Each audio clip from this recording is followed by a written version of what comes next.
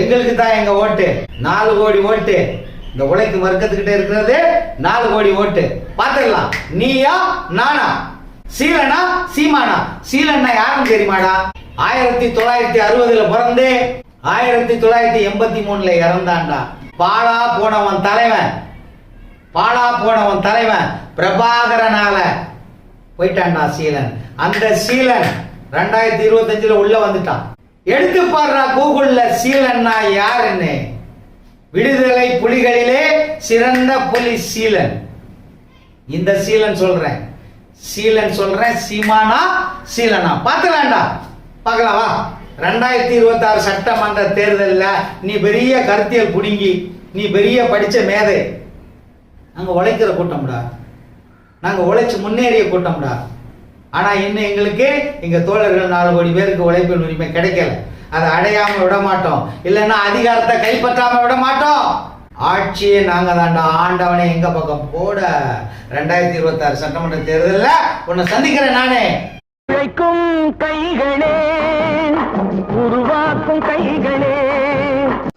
வலியே வலிமை ஊடகம், உழைக்கும் வர்க்கத்தின் ஊடகம், ஏழை எளிய வணிகர்களின் ஊடகம். உங்கள் தொகுதியிலே வேலைவாய்ப்பு. படித்தவர் படிக்காதவர் அனைவரும் பங்கு பெறலாம். விளம்பர மார்க்கெட்டிங் மேலாளர்கள், செய்தியாளர்கள், கேமராமேன்கள், உதவியாளர்கள், ஆண்கள், பெண்கள் என வயது வரம்பே இல்லாமல் அனைவரும் கலந்து கொள்ளலாம்.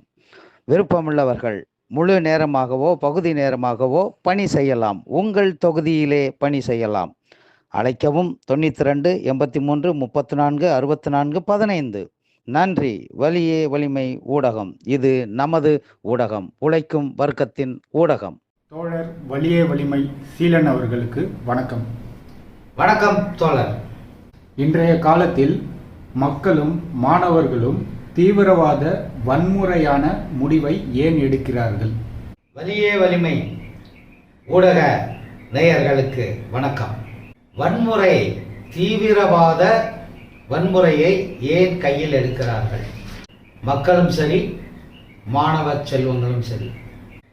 கிட்டத்தட்ட உலக வரலாறு, கிறிஸ்துவுக்கு முன் கிறிஸ்துவுக்கு பின், கிபி 2025 வாழ்ந்து கொண்டிருக்கிறோம்.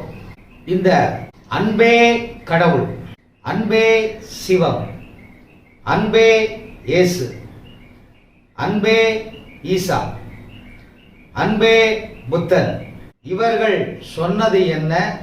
நாம் இன்று வாழ்வது என்ன? ஏன் இன்று இந்த மனநிலையில் மாணவ செல்வங்களும் மக்களும் இருக்கிறார்கள்? தனி மனித ஒழுக்கம், தனி மனித ஒழுக்கம் இல்லை. எங்கே சிதைக்கப்பட்டது?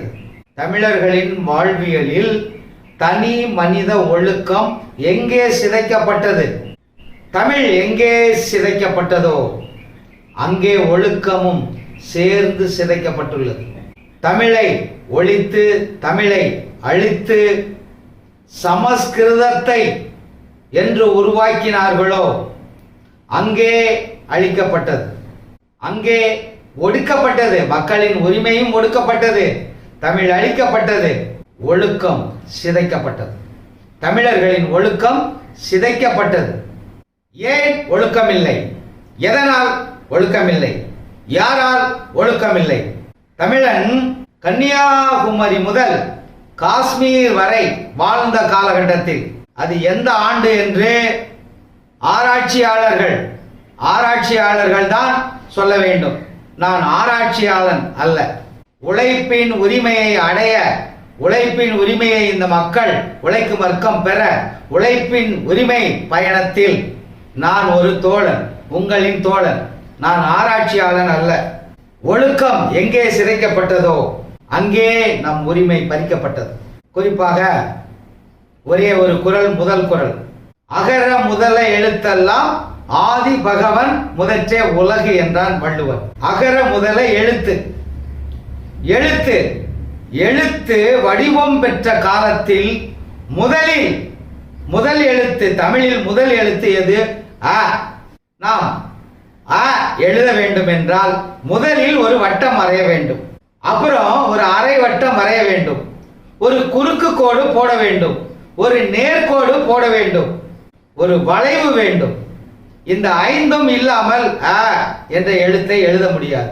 உலகத்தில் இன்று பல லட்சம் மொழிகள் இருக்கலாம், பல ஆயிரம் எழுத்துக்கள் இருக்கலாம்.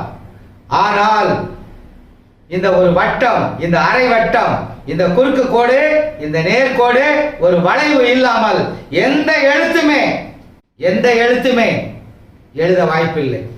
ஏதாவது இரண்டு அந்த மொழியில், அந்த எழுத்துக்களில் ஏதாவது மூன்று எழுதியே ஆக வேண்டும். இல்லையெனில் அந்த மொழி எழுதுவதற்கு உதவாது. ஆனால் ஒரு சிறப்பு என்னவென்றால் இந்த ஐந்தும் தமிழின் முதல் எழுத்தில் உள்ளது. அதைத்தான் வள்ளுவன் ஆவை கொண்டு முதல் திருக்குறளை அகர முதல எழுத்தெல்லாம் ஆதி பகவன் முதற்றே உலகு என்றார். தமிழை அழித்து சமஸ்கிருதத்தை உருவாக்கி என்று தமிழர்கள் மண்டையில் அந்த 1300 கிராம் மூளையில் விதைத்தானோ அன்றே தனி மனித ஒழுக்கம் சிதைந்து போனது. இதை பரப்பியவன் யார் என்று நான் சொல்லி உங்களுக்கு தெரிய வேண்டியது இல்லை. சமஸ்கிருத மொழியை அது என்ன எழுதிக்கிட்டா இருக்கோம், எல்லாரும் படிச்சுக்கிட்டா இருக்கோம். உழைக்காத சோம்பேறிகளின் மொழி சமஸ்கிருதம். எதுக்கு உதவும் அந்த சமஸ்கிருதம்? எதுக்கு உதவும்? ஓதுவதற்கு உதவும், சொல்வதற்கு உதவும். யாருக்கு உதவும்? உழைக்கிற கூட்டத்துக்கு இல்ல. உழைக்கிறதுக்கு ஒரு கூட்டம், உட்கார்ந்து திங்கிறதுக்கு ஒரு கூட்டம். அந்த உட்கார்ந்து திங்கிற கூட்டத்துக்கு தான் உதவும். இந்த சமஸ்கிருதம் உழைக்கிற கூட்டத்துக்கு உதவாது. தமிழ் எல்லோருக்கும் உதவும். அந்த தமிழை என்று அழித்தார்களோ அன்று ஒழுக்கம் சிதைந்து போனது. தனி மனித ஒழுக்கம் சிதைந்து போனதால், அழிந்து போனதால் தீவிரவாத வன்முறையான எண்ணங்கள் மக்கள் மனதிலும் மாணவ செல்வங்கள் மனதிலும் உதயமானது, தோன்றியது. ஆகவே சமஸ்கிருதத்தை எவன் விதைத்தானோ அவனால் தான் ஒழுக்கம் சிதைக்கப்பட்டது. தமிழின் முதல் எழுத்து எழுதுவதற்கு நாம் போடும் அந்த வட்டம், அந்த வட்டத்துக்கு உள் வைத்திருந்தான் தமிழர்களின் வாழ்வியலை, தமிழர்களின் ஒழுக்கத்தை. ஒரு வட்டத்துக்கு உள் ஒழுக்கமாக வாழ்ந்து வந்த இந்த தமிழ் மக்கள், அந்த தமிழ் மக்களின் மாணவ செல்வங்கள் இன்று எப்படி இருக்கிறார்கள் தெரியுமா? தீவிரவாத வன்முறையை கையில் எடுத்து நெல்லையில் மேலப்பாளையம் அசோகபுரத்தில் பெற்ற தகப்பனை மகன் தங்கபாண்டி கொலை செய்து விட்டார். தீவிரவாத வன்முறை அந்த இளைஞன் மனதில் எப்படி விதைக்கப்பட்டது? யாரால் விதைக்கப்பட்டது? பெற்று வளர்த்த தாய் தந்தையே தெய்வம் என்று தமிழன் வாழ்ந்த காலத்தில், ஒழுக்கமாக வாழ்ந்த காலத்தில் இளைஞர்கள் மனதில் இது போன்ற எண்ணங்கள் இல்லை. இன்று மாணவ செல்வங்கள் மனதிலும் இளைஞர்கள் மனதிலும் தீவிரவாத வன்முறை எண்ணம் ஆரிய பார்ப்பன சமஸ்கிருதத்தால் விதைக்கப்பட்டது. ஆனாவிலிருந்து பிறந்த அந்த வட்டத்துக்குள் அந்த ஒழுக்கம், தமிழரின் ஒழுக்கம், திருவள்ளுவர் அகர முதல எழுத்தெல்லாம் ஆதி பகவன் முதற்றே உலகு என்று சொன்ன திருவள்ளுவர், அந்த திருவள்ளுவர் மாவட்டம், சென்னைக்கு அருகாமையில் உள்ள திருவள்ளுவர் மாவட்டத்திலே ஊத்துக்கோட்டை கச்சர்பாளையம் என்ற ஊரில் நலம் பாண்டியன் என்ற ஒரு இளைஞன், ஆகாஷ் என்ற ஒரு இளைஞனையும், ஜானகிராமன் என்ற ஒரு இளைஞனையும் கொலை செய்துள்ளார். இந்த இளைஞர் மனதில் கொலை செய்ய வேண்டும் என்ற எண்ணம், தீவிரவாத வன்முறை ஏற்பட காரணம் என்ன? சீமான் போன்றவர்களே காரணம். இன்று சமஸ்கிருத கூட்டத்தை தூக்கி தலையில் வைத்துக் கொண்டு ஆடி திரியும் இந்த சீமான், தீவிரவாதி பிரபாகரனை தலையில் தூக்கி வைத்துக் கொண்டு ஆடும் இந்த சீமான், இளைஞர்கள் மனதில் வன்முறை, தீவிரவாதம் அந்த விதையை போட்டவர் சீமான். அன்னையும் பிதாவும் முன்னறி தெய்வம், ஔவையார் பாடினது. அன்னையும் பிதாவும் முன்னறி தெய்வம். தெய்வமா அன்னையும் பிதாவும் வாழ்ந்த காலத்துல தமிழ்நாட்டில் ஒழுக்கம் இருந்தது. தமிழ்நாடு தான் இந்தியா தான் தமிழ்நாடு. கன்னியாகுமரியிலிருந்து காஷ்மீர் வரைக்கும் தமிழ்நாடு தான், தமிழர்களோட பூமி தான். இந்த பூமிக்கு பேரு தான் இந்து. இந்தியா கிடையாது. இந்துன்றது நிலத்தின் பெயர், மதத்தின் பெயர் அல்ல. மதத்தை வச்சு வைத்த கழுவுற கூட்டம் அதை மதமா மாத்தி போச்சு. அன்னையும் பிதாவும் முன்னேறி தெய்வம்னா அப்போ தாத்தா பாட்டி யாரு? குலதெய்வம். தாத்தா பாட்டி, கூட்டன் பூட்டி, ஓட்டன் ஓட்டி, இவங்கெல்லாம் குலதெய்வம். குமரி மாவட்டம் இந்தியாவிலே கல்வியில் முதன்மை மாவட்டம் குமரி மாவட்டம். அந்த குமரி மாவட்டத்துல தாத்தா யாரு? குலதெய்வமாக இருக்கக்கூடிய தாத்தா. 51 வயசுல ஒரு மனுஷன், ஒரு கூலி தொழிலாளி பேத்திய பலாத்காரம் பண்ணியிருக்கான். எங்க போச்சு அந்த ஒழுக்கம்? அகர முதல எழுத்தலான்னு சொன்னது மாதிரி அந்த ஒழுக்கத்துக்கு போட்ட அந்த வாழ்வியல் வட்டம் என்ன ஆச்சு? பேத்திய 59 வயசு தாத்தா குல தெய்வமாக, பேத்தி தெய்வமா தாத்தாவா வணங்க வேண்டிய அந்த தாத்தா அந்த பேத்திய பலாத்காரம் பண்ணியிருக்கான். குமரி மாவட்டத்துல கல்வி அறிவில முதன்மை மாவட்டமான குமரி மாவட்டத்துல போச்சு. தனி மனித ஒழுக்கம் சிறப்பா போயிடுச்சு. காரணம் என்ன? இந்த சனியம் பிடிச்ச சமஸ்கிருதத்தை கொண்டு வந்து திணிச்சானுங்க பாரு, அன்னைக்கே போயிடுச்சு தனி மனித ஒழுக்கம். சாகுமுறை என்ன கொடுத்திருக்கு நீதிமன்றம்? தாத்தாவுக்கு சாகுமுறை செயல் தண்டனை. தாத்தா என்ன ஜென்மத்துக்கு வெளியவே வர முடியாது. குலதெய்வம், நம்மளுடைய முன்னோர்கள் குலதெய்வம். குலதெய்வம் செய்யற வேலையை பாரு, என்ன வேலை செஞ்சிருக்கு பாத்தியா? திருச்செந்தூர், திருச்செந்தூர் இந்த மாநாடு போட்டானுங்களே இப்ப மதுரையில. மாநாடு, மாநாடு என்றால் என்னவென்று தெரியாத பிறவிகள் மாநாடு போட்டுச்சு. ஆட்டைய போடுற அரசியல் கட்சிக்காரன் போடுறது மாநாடு, கோட்டையை பிடிக்கிற அரசியல் கட்சிக்காரன் போடுறது மாநாடு. அந்த மாநாடு யாருக்கு போடணும்?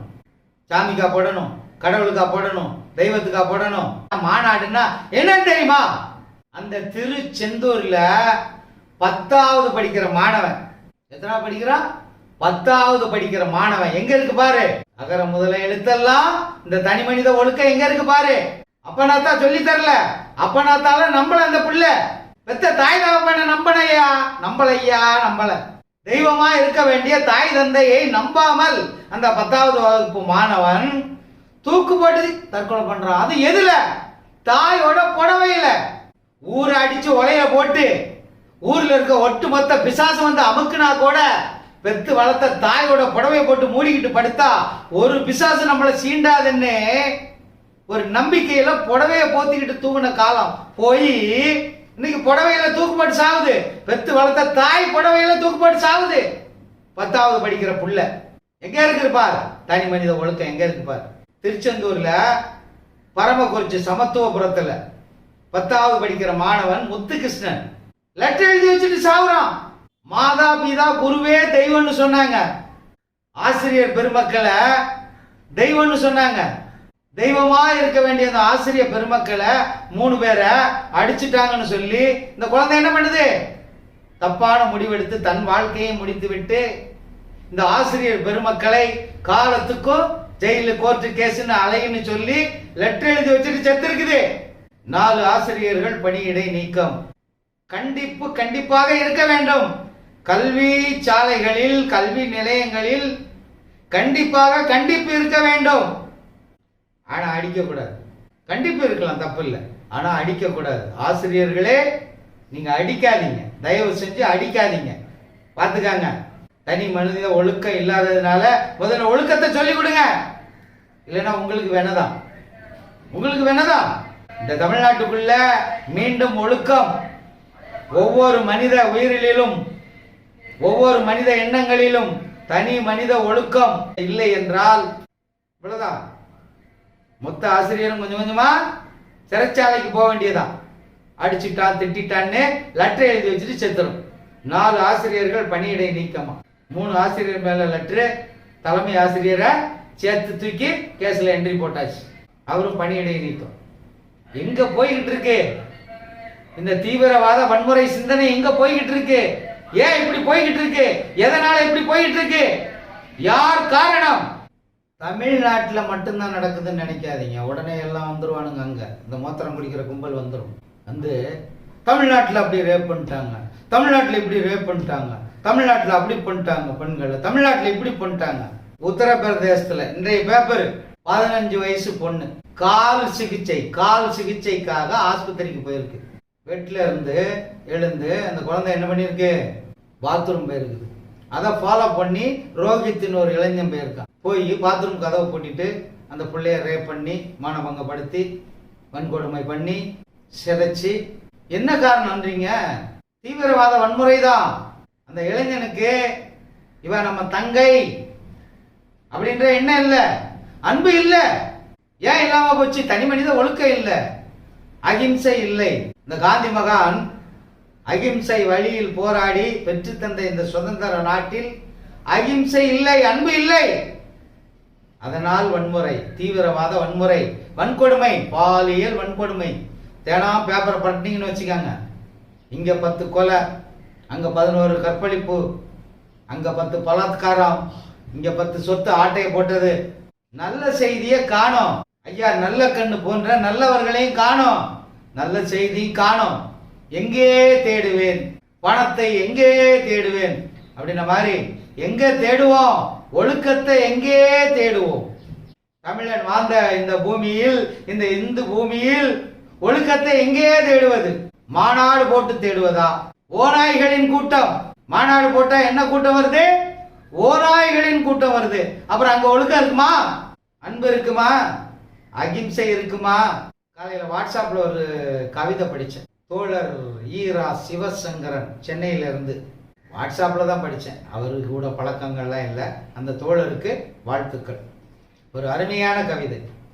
என்னை மட்டும் ஏனோ கடக்க முடியவில்லை. நட்பிடை துரோகமும் கற்பிடை காமமும் வேள்விழி வேதமும் வேண்டாத சாபமும் தீயன கோபமும் தீண்டாவன பாவமும் இயற்கைதனின் சீற்றமும் இயல்பு தரும் வாட்டமும் பொய்தந்த கண்ணீரும் மெய் உணர்த்தும் செந்நீரும் பிள்ளை வழி பேரானந்தம் கொல்லை வழி பேரபத்தம் தொல்லையின்றி கடந்தேன் என்னுள்ளே நான் என்ற என்னை மட்டும் ஏனோ கடக்க முடியவில்லை. என்னுள்ளே நான் என்ற என்னை மட்டும் ஏனோ கடக்க முடியவில்லை. என்னை மட்டும் கடக்க முடியவில்லை. இந்த தீவிரவாத எண்ணங்களை கடக்க முடியவில்லை. இந்த வன்முறை எண்ணங்களை கடக்க முடியவில்லை. ஏன் கடக்க முடியவில்லை? இந்த தீவிரவாத வன்முறை எண்ணங்களை கடந்து இந்த ஒழுக்க வட்டம் எனும் அந்த வட்டத்துக்குள் வாழ முடியவில்லை. ஏன் வாழ முடியவில்லை? ஒழுக்கத்தை உலகுக்கு எடுத்து சொன்ன, உலகுக்கே எழுத்து வடிவம் கொடுத்த, உலகுக்கே மொழி கொடுத்த, உலகுக்கே வாழ்வு கொடுத்த மொழி தமிழ் மொழி. கல் தோன்றி மண் தோன்றா காலத்தே முன்தோன்றிய தமிழ் மூத்த தமிழ்பாங்க. அந்த மாதிரி 2014 முதல் 2025 வரை சமஸ்கிருத மொழிக்கு ஒன்னுத்துக்குமே உதவாத இந்த சமஸ்கிருத மொழிக்கு, அந்த மொழி மேம்பாட்டுக்காக, அந்த மொழி வளர்ச்சிக்காக 2533 கோடி ஒதுக்கி இருக்குது இந்த அரசு. 11 ஆண்டுகள்ல 2533 கோடி ஒதுக்கி இருக்கு அரசு. ஒழுக்கத்தை உலகுக்கே பறைசாற்றிய 4ஆம் மறை என்ற பொதுமறையை கொடுத்த இந்த தமிழ் மொழிக்கு 113 கோடி ஒதுக்கி இருக்காங்க. எத்தனை கோடி? 2533 கோடி எங்க இருக்கு? 113 கோடி எங்க இருக்கு? யார் அப்ப விட்டு பணம்? எவன் தாத்த விட்டு பணம்? யார் உழைச்ச பணம்? சமஸ்கிருதத்தை ஓதரவன் உழைச்ச பணமா? சமஸ்கிருதத்துல மந்திரம் சொல்றானே அவன் உழைச்ச பணமா?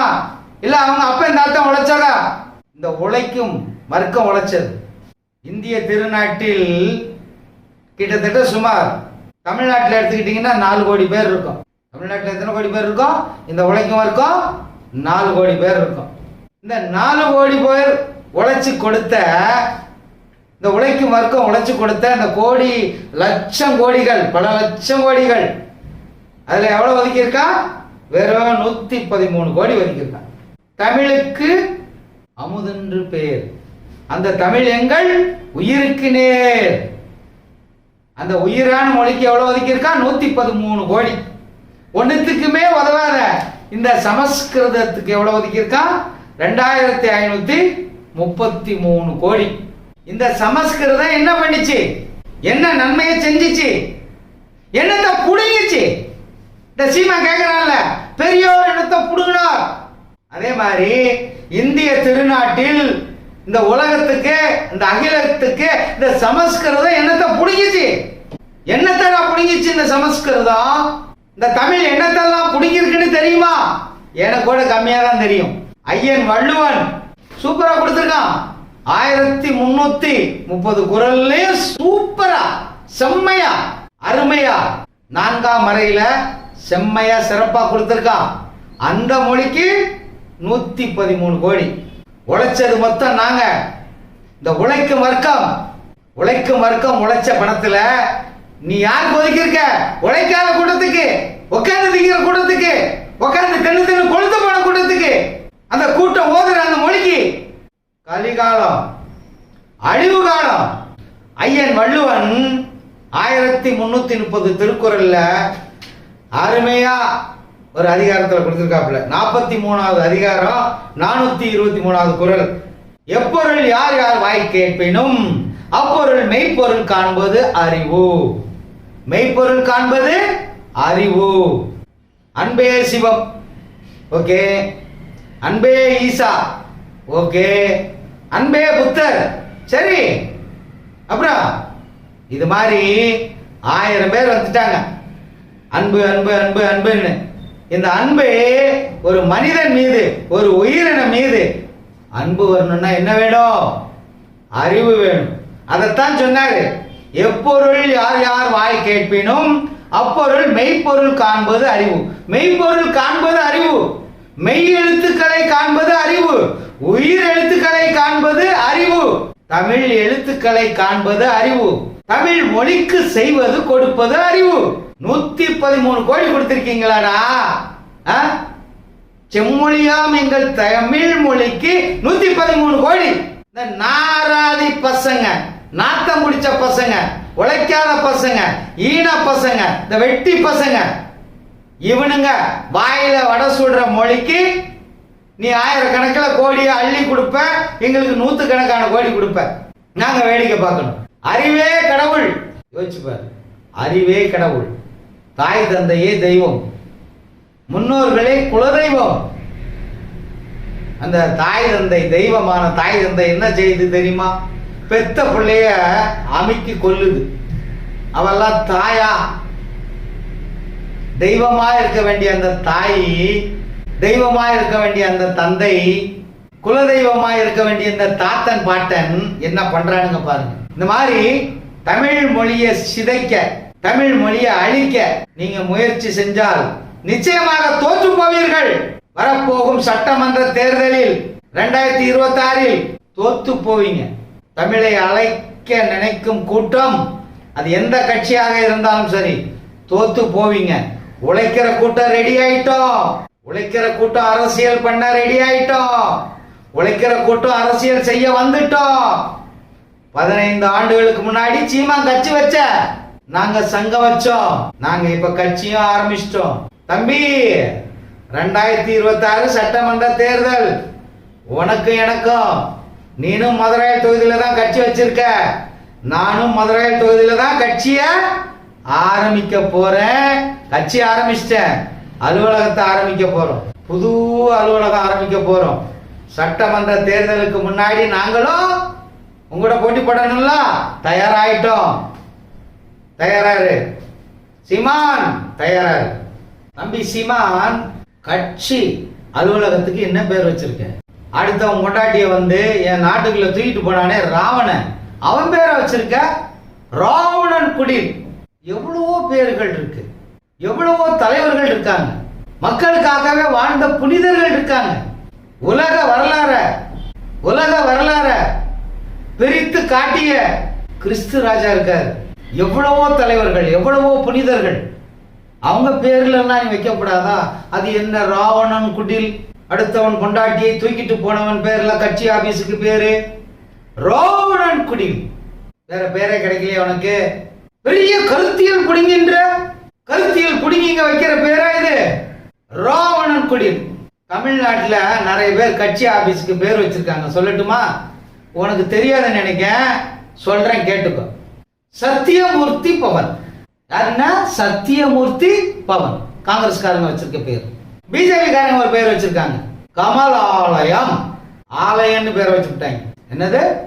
ஆலயமா? போனேன், 2 வருஷம் போனேன் கமலாலயத்துக்குள்ள. 2 வருஷமா போயிட்டு வந்தேன், பார்த்தேன். ஆலயமா இல்லையான்னு தெரிஞ்சுக்கிட்டே வந்துட்டேன். திராவிட முன்னேற்ற கழகம் பேர் வச்சிருக்கு, அண்ணா அறிவாலயம். என்ன ஆலயம்? அண்ணா அறிவாலயம். அண்ணன் வைகோ பேர் வச்சிருக்கார், தாயகம். அகம், தாயகம், தாயின் உள்ளம். என்ன பேர் வச்சிருக்காரு? நம்ம இல்லத்துல இருக்கிற அந்த தாயோட உள்ளத்துல அன்பு இருக்கும்டா, அகிம்சை இருக்கும்டா. அதனால தாயகம்னு பேர் வச்சிருக்காரு. அருமையான பேர், குறை சொல்ற மாதிரி.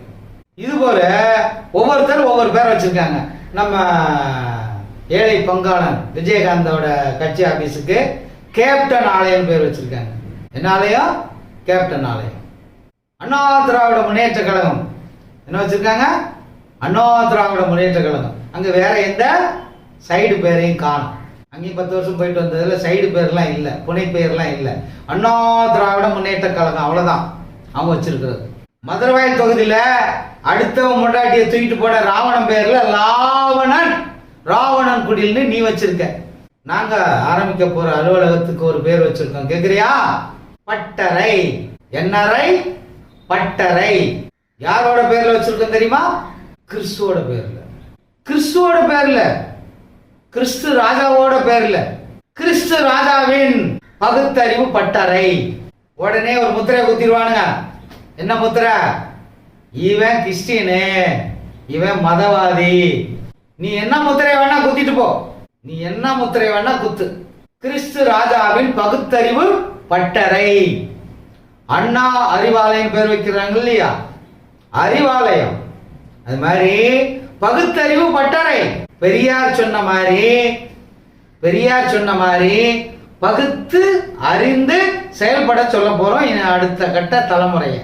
ஒழுக்கத்தை சொல்லிக் கொடுக்க போறோம், தமிழ் மொழியின் சிறப்பை சொல்லிக் கொடுக்க போறோம், தமிழன் வாழ்ந்த வாழ்க்கையை சொல்லிக் கொடுக்க போறோம். பிரபாகர வாழ்க்கையை சொல்லிக் கொடுக்க மாட்டோம், அப்படி வாழக்கூடாதுன்றத சொல்லுவோம். பிரபாகரன் மாதிரி தீவிரவாத வன்முறை எண்ணங்களோட வாழக்கூடாது, தீவிரவாதத்தை கையில் எடுக்கக்கூடாது. நம்மளை பொறுத்த வரைக்கும் தீவிரவாதி இந்தியாவின் தீவிரவாதி பிரபாகரன். இலங்கைக்கு நீ ஜாமியா இருந்துட்டு போ. எங்களை பொறுத்த வரைக்கும், இந்தியாவை பொறுத்த வரைக்கும், தமிழ்நாட்டை பொறுத்த வரைக்கும் சாத்தான். பிரபாகரன் ஒரு சாத்தான், நீ ஒரு சாத்தான். இந்த ரெண்டு சாத்தானும் ஒரு நாளும் ஜெயிக்காது. அவனும் ஆயுதத்தை எடுத்தான், தீவிரவாதத்தை விதைச்சான், அழிஞ்சு போயிட்டான். நீனும் அதான் செஞ்சுக்கிட்டு இருக்க. மதுராயில கட்சி ஆபீஸ் வச்சுக்கிட்டு ராவணன் குடில்னு பேரை வச்சுக்கிட்டு போய் சொல்லிப்பாரு, தாய்மார்ங்க கிட்ட சொல்லிப்பாரு, ராவண பேர்ல ராவணன் குடில்னு வச்சிருக்கேன். நாங்களும் போய் சொல்றோம். பகுத்தறிவு பட்டறை, கிறிஸ்து ராஜாவின் பகுத்தறிவு பட்டறைன்னு வச்சிருக்கோம். பட்டறைன்னா உனக்கு உடனே புத்தியில ஆயுதம் தான் வரும், புத்தியில அன்பு இருக்கணும்டா. உள்ளத்துல அன்பு இருக்கணும், உள்ளத்துல அகிம்சை இருக்கணும். இருந்தா வரும். என்ன வரும்? பட்டறைன்னா வேற சிந்தனை வரும். பகுத்தறிவு பட்டறை. கூகுள்ல போய் கேளு, கூகுள் சொல்லும். பட்டறை என்பது ஒரு சிறப்பான, அருமையான, மக்கள் நலன் சார்ந்த முடிவை எடுக்கக்கூடிய ஒரு நீண்ட ஊடாடும் கூட்டம் அமர்ந்து முடிவு எடுக்கக்கூடிய கல்வி அமர்வாகும், கருத்தியல் அமர்வாகும், பகுத்தறிவு அமர்வாகும். அந்த அமர்வுக்கு பேரே பட்டறை, பகுத்தறிவு பட்டறை. இந்த ஆனா போட்டம் பாரு, ஒரு வட்டத்தை போட்டு ஆனா போட்டம் பாரு. ஐயா சொன்னார் பாரு திருக்குறள்ல, எப்பொருள் யார் யார் வாய் கேட்பினும் அப்பொருள் மெய்ப்பொருள் காண்பது அறிவு. அறிவே கடவுள், அன்பே கடவுள். எல்லாரும் அதைத்தான் சொல்றாங்க. எல்லா மதமும் அதைத்தான் சொல்லுதுன்னு நான் சொல்ல மாட்டேன். எனக்கு மதம் வேண்டாம், சாதியும் வேண்டாம். இந்த மதமும் வேண்டாம், சாதியும் வேண்டாம். உன் இனம், இனவெறி பிடிச்ச அரசியலும் எங்களுக்கு வேண்டாம், மொழிவெறி பிடிச்ச அரசியலும் எங்களுக்கு வேண்டாயா. அடுத்த தலைமுறைக்கு ஒழுக்கம் வேணும். என்ன வேணும்? ஒழுக்கமே. ஒழுக்கத்துக்கும் அருமையா ஐயா திருக்குறளை சொல்லிட்டு போயிருக்காரு. சரியா? இங்க தேவை என்ன? உழைப்பின் உரிமை, தனி மனித ஒழுக்கம். இந்த கொள்கையை பாரு, 520 கொள்கை, 5200 கொள்கை, 50 கொள்கை, 80 கொள்கை. அந்த அளவெல்லாம் எங்களுக்கு தெரியாது. கண்ட கண்ட வாக்குறுதி எல்லாம் கொடுத்துட்டு ஏமாத்துறதுக்கு எங்களுக்கு தெரியாது. 4 கொள்கை தான். பார், உழைப்பின் உரிமை, உழைப்பின் உரிமை. உழைப்பின் உரிமை என்ன தெரியுமா உனக்கு? பெரிய கருத்தியல் புடிங்கலடா நீ பேசுறா. உழைப்பின் உரிமையை பத்தி 1 மணி நேரம் பேசுறா. உழைப்பின் உரிமை என்னன்னு பேசுறா. மக்கள்கிட்ட போய் பேசு. அதான் தொழிற்சங்கம் வச்சிருக்க, போய் பேசு. உழைப்பின் உரிமையை பத்தி பேசு. இருமொழி கல்வி, இருமொழி கல்வி. ஆண் பெண், ஆண் பெண் சம, ஆண் பெண் சம சமூக நீதி, ஆண் பெண் சம சமூக நீதி. ஜாதி மத, அதுவா ஜாதி மத சொல்லில்லா கல்வி சான்று. இந்த உழைக்கும் கூட்டம் ஆட்சி கட்டிலில் அதிகாரத்தில் அமரும் பொழுது ஜாதி மத சொல்லில்லா கல்வி சான்று அங்க நீக்குவோம். இந்த ஜாதிக்கு இத்தனை %, இந்த ஜாதிக்கு இத்தனை %. உன் பின்னாடி நிப்பானுங்க பாரு, இந்த ஜாதி கூட்டம், இந்த ஜாதி கூட்டம். ஏடா ஜாதி இல்ல மதம் இல்லைன்றா, இன அரசியல் பண்ணிக்கிட்டு அவ்வளவு ஜாதி தலைவரை கூட்டு வந்து உட்கார வச்சு பேச வச்சுக்கிட்டு இருக்கா, மத தலைவரை கூட்டு வந்து உட்கார வச்சு பேச வச்சுக்கிட்டு இருக்கா. அப்புறம் பெரிய புடிங்கி கருத்தியல் புடிங்கி நான் ஜாதி இல்லைன்னு பேசிட்டேன். வாயில வரப்போகுது. நல்லா பேர் வச்சிருக்கான் பாரு. கழுதைக்கு பேரு கமர குஞ்சரம். ஒரு சொல்லுவாங்க, கழுதைக்கு பேர் என்ன? கமல குஞ்சரம். ராவணன் குடில். அடுத்த முன்னாடியே தூக்கிட்டு போய் ஒழுக்கங்கட்ட வேலையை பார்க்கறவனுக்கு பேரு, அதுக்கு ஒரு விளக்கம் கொடுப்பானுங்க. பொண்டாட்டியை தூக்கிட்டு போனா ஒண்ணுமே செய்யலன்னு. அந்த எண்ணம் தவறு, தீவிரவாத வன்முறை எண்ணம். அது வந்து வாச்சிருக்கானுங்க பாரு தமிழ்நாட்டுல. ஒண்ணா வர்றதெல்லாம் இப்படியே தான் இருக்கு. வர்றது மொத்தம் அரசியலுக்கு வர்றது மொத்தம் ஒண்ணு நடிக்கிற கூட்டம் வருது. நடிச்சு ஏமாத்துற மாதிரி அரசியல் நடிச்சு ஏமாத்துற இருக்கு. எத்தனை காலத்துக்கு அந்த உழைக்கிற கூட்டத்தை ஏமாத்துவீங்க? ஜாதி மத சொல் இல்ல கல்வி சான்று. கல்வி சான்றுல தூக்கிடுவோம்டா. கல்வி சான்றுல தூக்கிடுவோம். அங்க ஜாதி எழுத மாட்டோம், மதம் எழுத மாட்டோம். ஒன்னொன்னா மாறும். 77 வருஷமா ஏமாத்திட்டு இருக்கானுங்க. சுதந்திரம் வாங்கி 77 வருஷம் ஆச்சு. இந்த கட்சி அந்த கட்சி அந்த கட்சி இந்த கட்சி எல்லா பயிலும் ஆண்டுட்டான். எல்லா பயிலும் ஜாதியை பார்த்து தானே சீட்டு கொடுக்குறீங்க. மத கூட்டம், இந்த மதம் சார்ந்தவன் அதிகமா இருக்கான், அவனுக்கு சீட்டு கொடு. இப்படிதானடா கொடுக்குறீங்க. உழைக்கிற கூட்டத்துக்கு எவனாவது கொடுக்குறியா?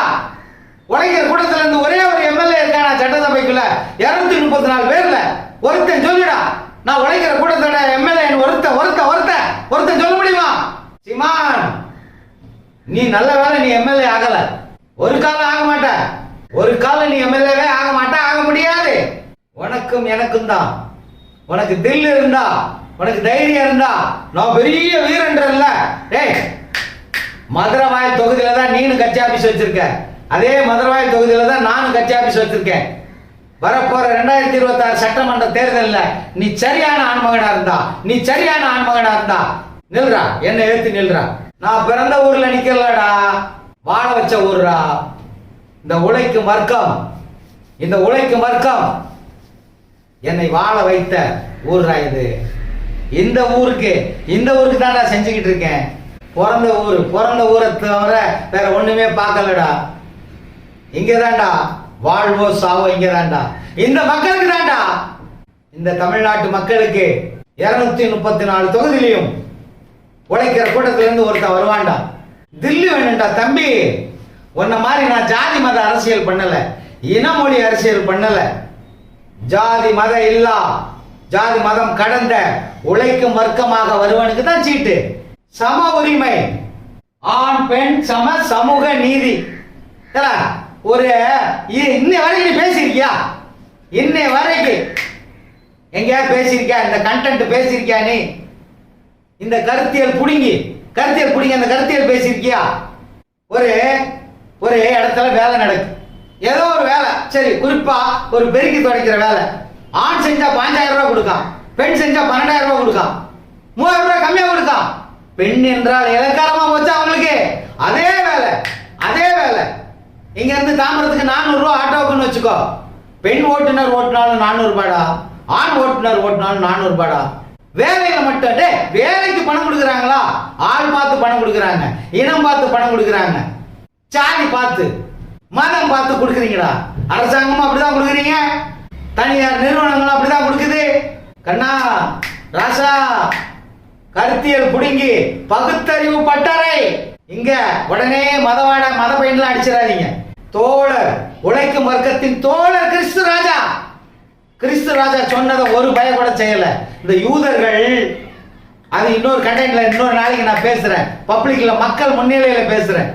கிறிஸ்து ராஜாவை பத்தி அவர் என்ன சொன்னாரு, இவனுக்கு என்ன செஞ்சுக்கிட்டு இருக்கானுங்கன்னு.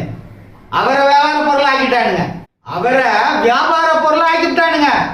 வயிற்று பொழப்புக்காக அவரை வச்சு ஜோக் அடிக்கிறானுங்க. அவர் சொன்னது ஒண்ணு, இவனுக்கு செஞ்சுட்டு இருக்கிறது ஒண்ணு. அந்த பகுத்தறிவு பட்டறையில ஒழுக்கம் ஆனாவை சொல்லி தரோம்டா. 247 எழுத்தையும் சொல்லி தரோம், 247 எழுத்தையும் சொல்லி தரோம். 234 தொகுதியிலையும் உழைக்கும் வர்க்கம் ஜெயிக்கிறது எப்படின்னு சொல்லி தரோம். பார்த்துலாமா?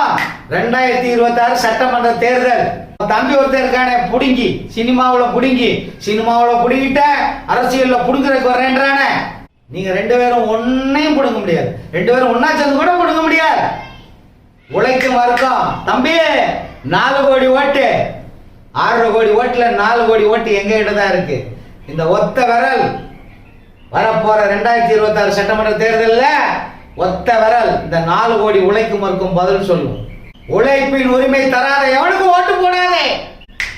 எங்களுக்கு தான் எங்க ஓட்டு 4 கோடி ஓட்டு. இந்த உழைக்கும் வர்க்கத்துக்கிட்ட இருக்கிறது 4 கோடி ஓட்டு. பார்த்துடலாம், நீயா நானா, சீலனா சீமானா. சீலன்னா யாருன்னு தெரியுமாடா? 1960 பிறந்து 1983 இறந்தான்டா. பாழா போனவன் தலைவன் பிரபாகரனால போயிட்டான்டா சீலன். அந்த சீலன் 2025 உள்ள வந்துட்டான். எடுத்து பாடுறா கூகுள்ல சீலன்னா யாருன்னு. விடுதலை புலிகளிலே சிறந்த புலி சீலன். இந்த சீலன் சொல்றேன், சீமானா சீலனா பார்த்துலாம்டா. பார்க்கலாமா? 2026 சட்டமன்ற தேர்தலில் நீ பெரிய கருத்தியல் புடுங்கி, நீ பெரிய படிச்ச மேதை. நாங்க உழைக்கிற கூட்டம்டா, நாங்க உழைச்சு முன்னேறிய கூட்டம்டா. ஆனா இன்னும் எங்களுக்கு எங்க தோழர்கள் 4 கோடி பேருக்கு உழைப்பின் உரிமை கிடைக்கல. அதை அடையாம விட மாட்டோம், இல்லைன்னா அதிகாரத்தை கைப்பற்றாம விட மாட்டோம். ஆட்சியே நாங்க தாண்டா, ஆண்டவனே எங்க பக்கம் போட. 2026 சட்டமன்ற தேர்தலில் உன்னை சந்திக்கிறேன் நானே. உழைக்கும் வர்க்கத்தின் தோழன் சீலன். நன்றி, வணக்கம்.